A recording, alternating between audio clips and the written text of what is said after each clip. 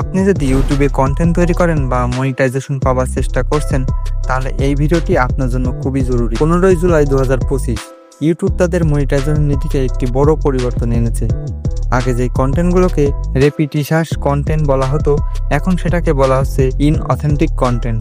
এখন থেকে আপনি যদি এমন কন্টেন্ট তৈরি করেন যেখানে কোনো আসল ভ্যালু নেই, যেমন এআই দিয়ে বানানো script, text to speech voice, stock video, তাহলে ইউটিউব সেটাকে মনিটাইজ করতে দেবে না।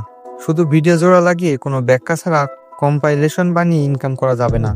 ইউটিউব এখন চায় আপনি ভিডিওতে আপনার নিজস্ব ভয়েস, মতামত বা ব্যাখ্যা যোগ করুন। এমনকি আপনি যদি এআই ব্যবহার করেও ভিডিও বানান, তাও সমস্যা নেই, যদি আপনি নিজের কিছু ব্যাখ্যা, ভয়েস ওভার বা মূল সংযোজন করেন। তবে শুধু এআই স্ক্রিপ্ট আর স্টক ভিডিও দিয়ে ইনকাম করার দিন শেষ, কারণ ইউটিউব এখন সিরিয়াসলি এসব ভিডিও মনিটর করছে না।